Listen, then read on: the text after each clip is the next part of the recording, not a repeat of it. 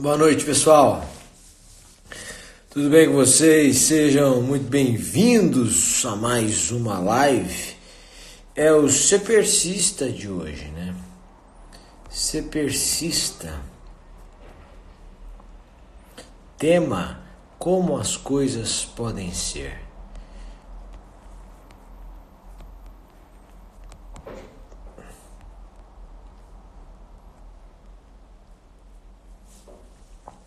Sejam todos vocês muito bem-vindos.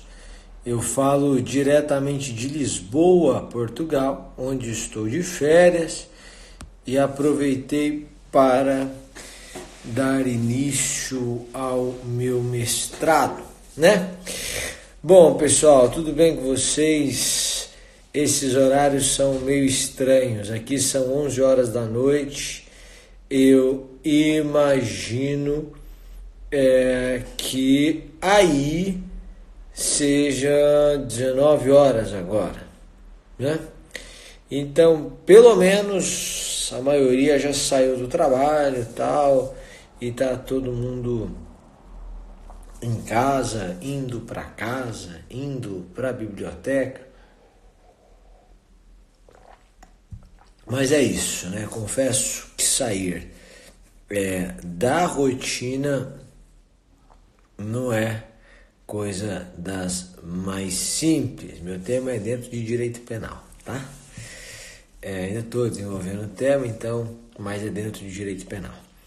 Certo? Certo, né? Pessoal, é o seguinte, vamos bater um papo aqui sobre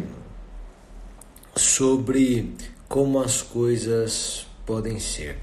Ontem foi prova da Defensoria Pública do DF, eu imagino que muita gente tenha feito a prova e eu quero parabenizar publicamente a Michele Tonon e a Lorena e o Werner pelo desempenho deles, especialmente na etapa presencial, o Daniel também, que me parece foram muitíssimo bem, né? A contagem regressiva arrebentou dessa vez.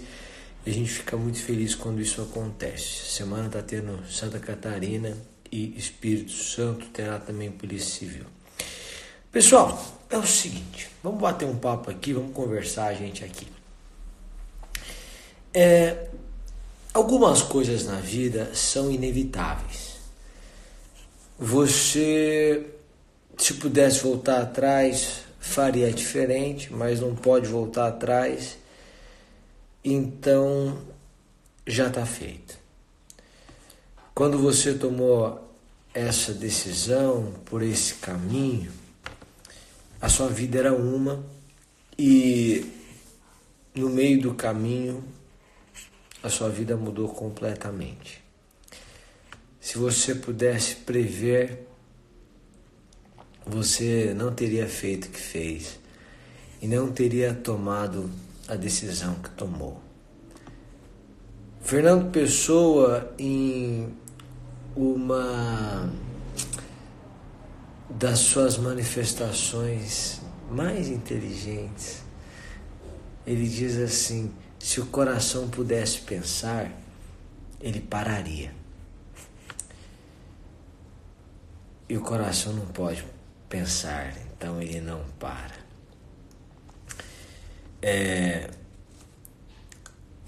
O coração tem razões que a própria razão desconhece.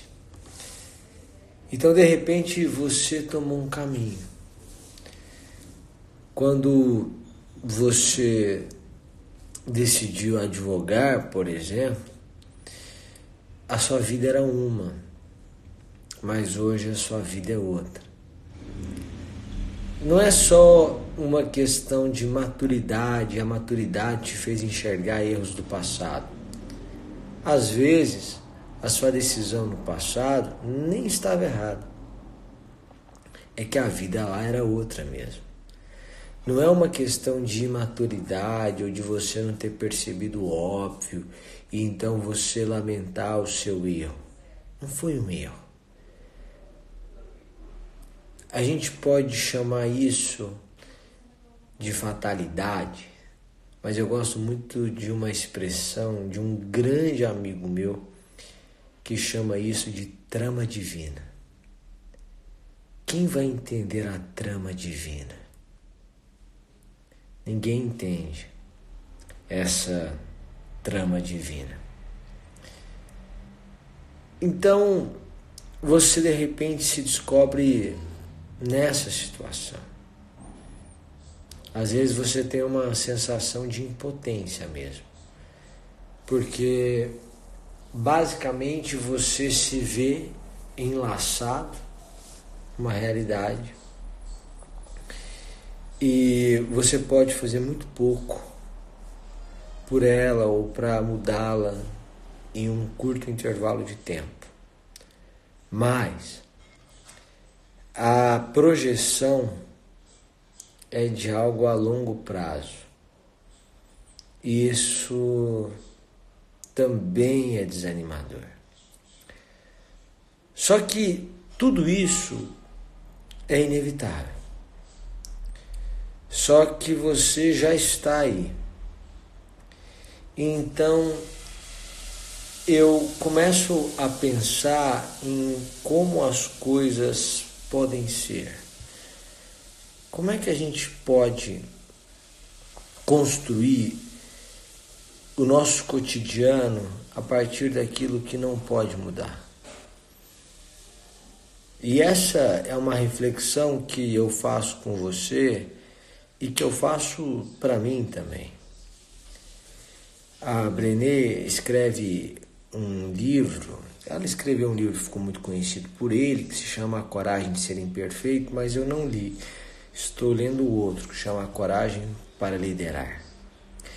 E ela demonstra efetivamente como esse lado humano da vulnerabilidade é contagiante, porque gera empatia.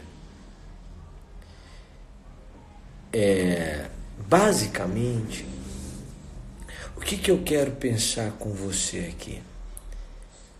Se o caminho que você tomou nesse momento é inevitável,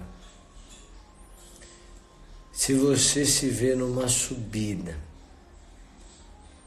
então continuar subindo é cansativo,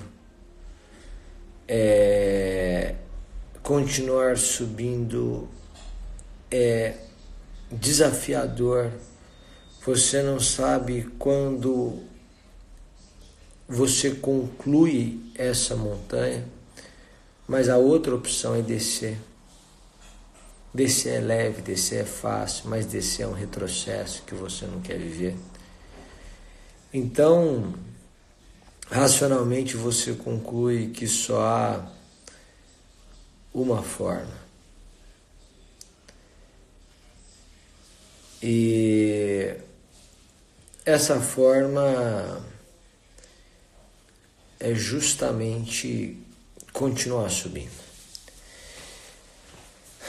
Então, eu gostaria de pensar que você pode encarar esse momento pelo qual você passa, em primeiro lugar, da seguinte maneira: o que há de belo nesse seu caminho?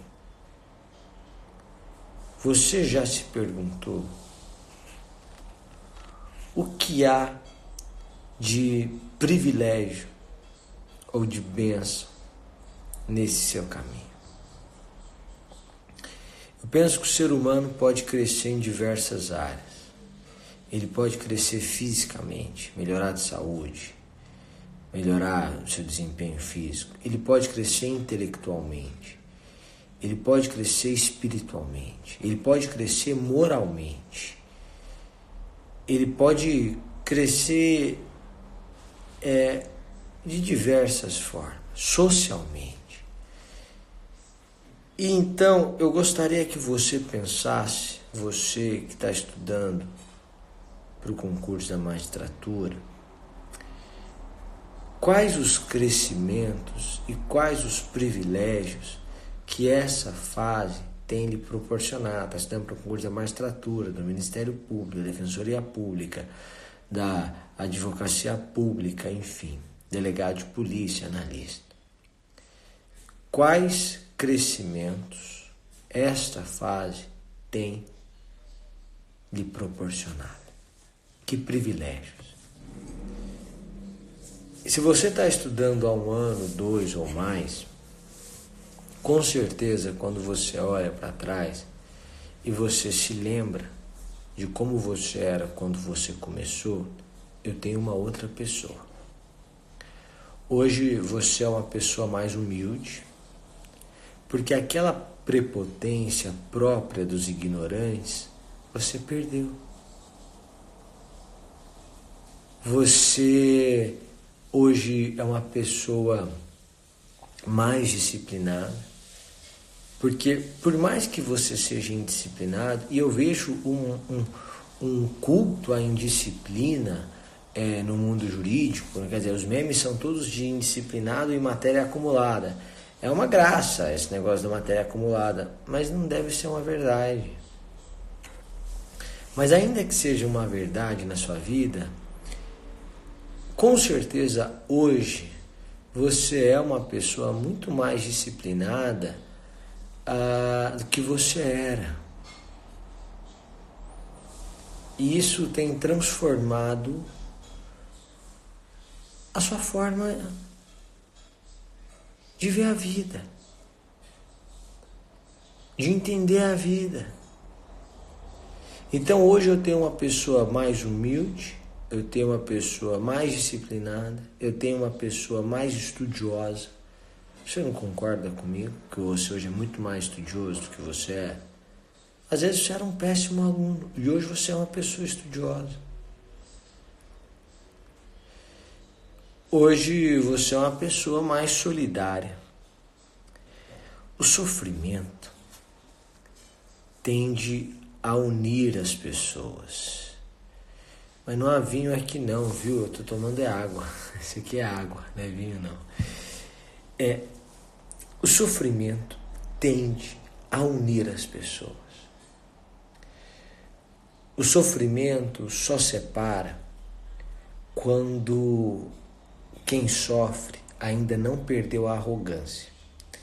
Então ele não quer confessar sua fraqueza.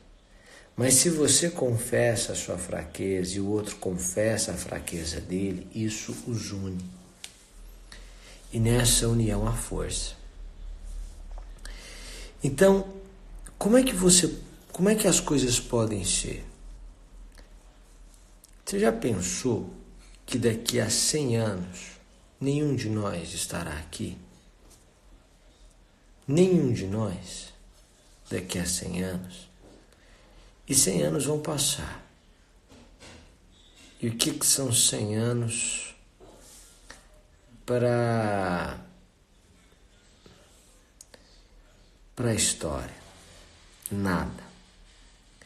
Então, você tem o privilégio de viver mais 50, 70 anos, não sei quantos anos você tem, nessa terra.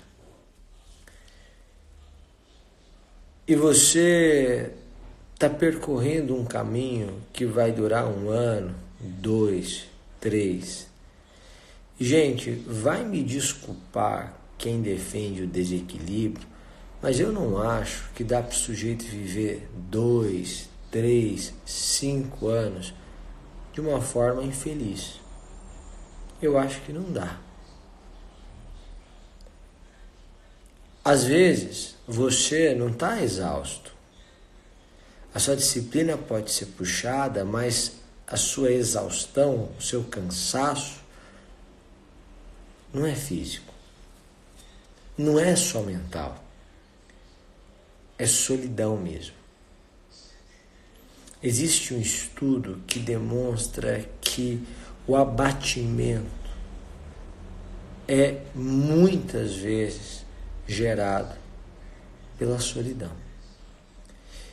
Então, o que tem feito você parar, ou você desistir, ou você fraquejar, às vezes não é nem o espaço de tempo que você tem, mas é a sensação de que você está sozinho nesse barco.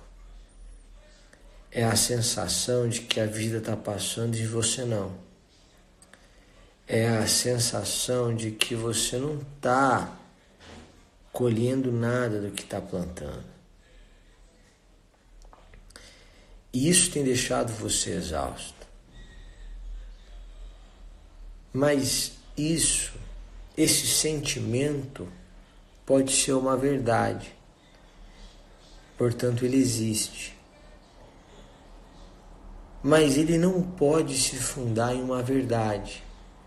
Porque as razões para ele existe de verdade, mas as razões para ele existir não devem ser verdade. Se você está se sentindo sozinho, você tem que pedir ajuda. Mas não é ajuda para mim só. Você tem que pedir ajuda. E você tem que se ajudar. Você tem que conversar com pessoas. Você tem que ir para lugares que você nem quer ir. Para ver gente, conversar com gente, encontrar pessoas. Deixa eu te dizer uma coisa. Há muita gente de mentira. E as pessoas estão loucas atrás de gente de verdade. Então, se você for uma pessoa de verdade, e se você se expuser, claro, não é se ridicularizar, mas se você der a cara a tapa, procurar pessoas, se importar com pessoas, ser capaz de ouvir pessoas, essa solidão sua vai diminuir muito. Isso vai trazer uma sensação de grupo, de que nós estamos juntos nessa, e de que a gente pode construir algo efetivamente relevante, e que é só uma fase. Eu posso passar por essa fase da vida pensando assim: eu estou me tornando alguém melhor, eu estou me conhecendo mais, eu estou passando por uma dor, por uma incerteza, por uma insegurança, que estão fazendo eu compreender que eu não tenho controle sobre as coisas e sobre a minha vida. Isso tem gerado em mim fé, talvez uma dependência divina, e isso tudo é salutar. Eu tenho percebido que a vida é muito maior do que eu imaginava. E também eu preciso me lembrar que a vida não é só essa prova. Preciso me lembrar que eu tenho família, que eu tenho um diploma, que eu estou estudando para o cargo dos sonhos e que, portanto, eu tenho um sonho. Tem tanta gente aí que não tem sonho, não tem diploma e não está vendo razão para lutar. Eu sei que pode demorar 5 anos para isso tudo acontecer na minha vida. Mas quando acontecer, tem que ser para valer. E eu tenho que ter senso de missão, eu tenho que me doar mesmo. Porque é preciso que os meus braços, a minha mente, o meu coração sejam coerentes. Eu tenho que ter um plano B na vida mesmo, como uma forma de diminuir a minha ansiedade, que é a compreensão de que se o que eu quero não acontecer, eu posso fazer outra coisa. Eu não tenho uma única habilidade, mas eu tenho que correr atrás do plano A. Eu tenho que parar de já ir direto no plano B. E olha que durante muito tempo na minha vida, eu fui atrás do plano B. Diretamente. Então você tem que parar de ir atrás do plano B. O plano B é uma opção que você tem, mas ela é subsidiária. Você tem que ir atrás do plano A. A maioria das pessoas que você conhece aceitou o plano B e foi atrás do plano B. Porque o plano B sempre é mais simples, mais fácil, mais acessível. É diferente do plano A. Só que se essas pessoas pudessem voltar no tempo, elas não iriam pelo caminho que foram.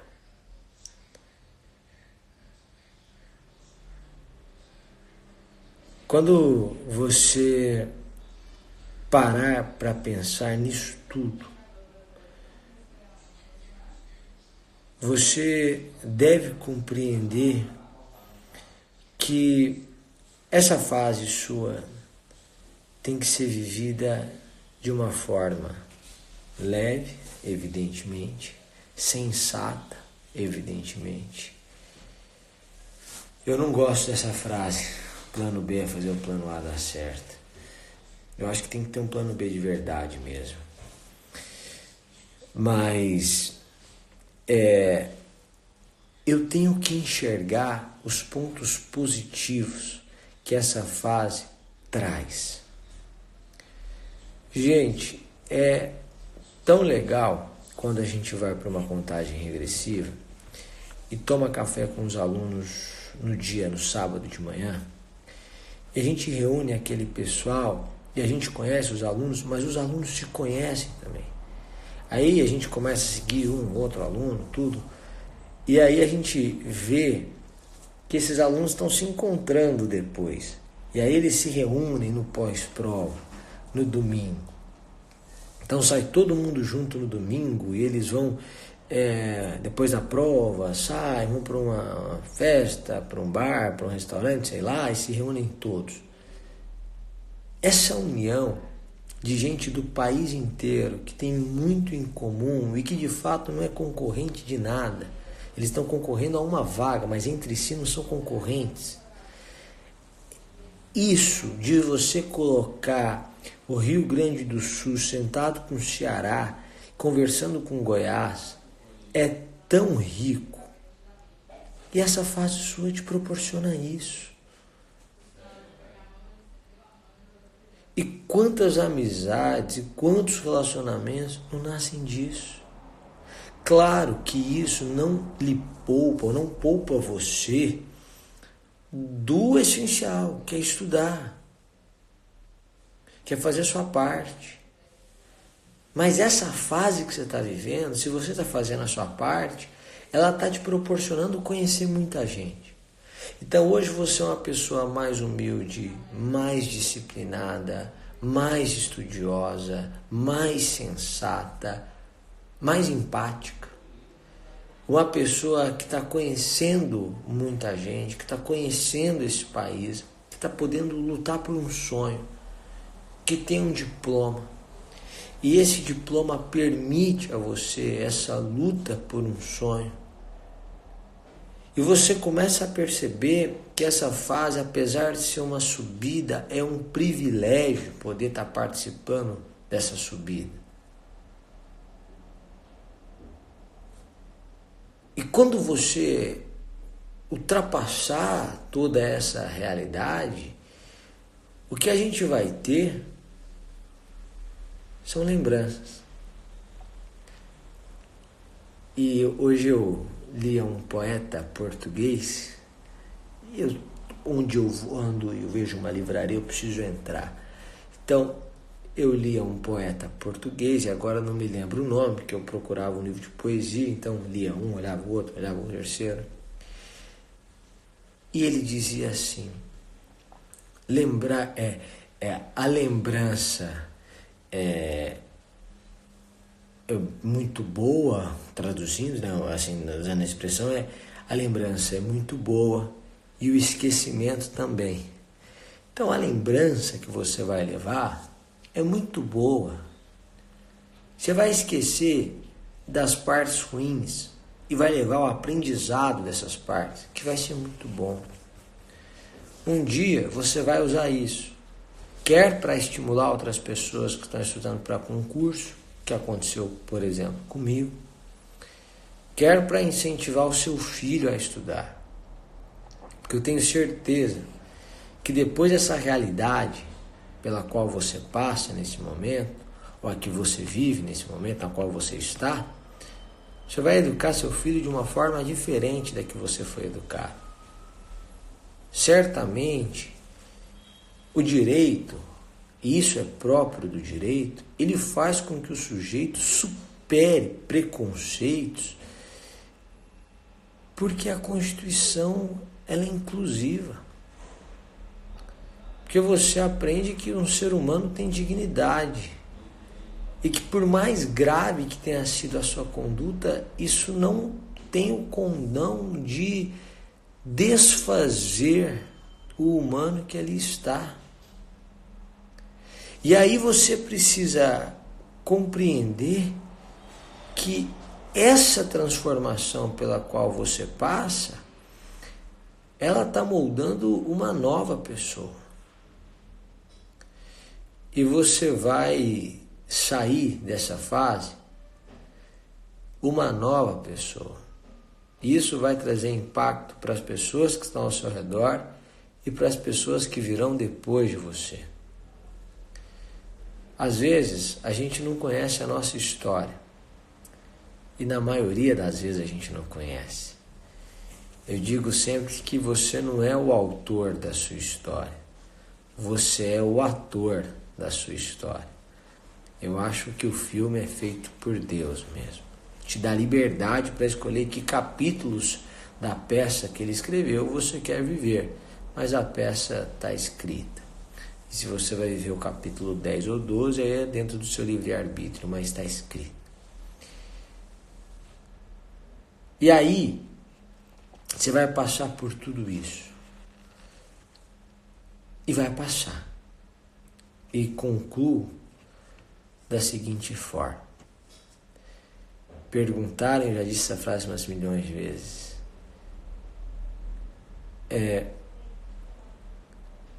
Perguntaram a um rei pediu aos seus sábios que escrevesse algo capaz de deixá-lo feliz e triste ao mesmo tempo em sua coroa. E os sábios escreveram: tudo passa. E essa é a verdade. Os momentos bons vão passar e é preciso ter esse senso. Salomão diz que o dia do luto é melhor que o da festa, porque o ser humano no luto ele tem essa compreensão da sua efemeridade, do quão efêmero ele é. Mas também um momento ruim vai passar. Essa fase difícil do concurso vai passar.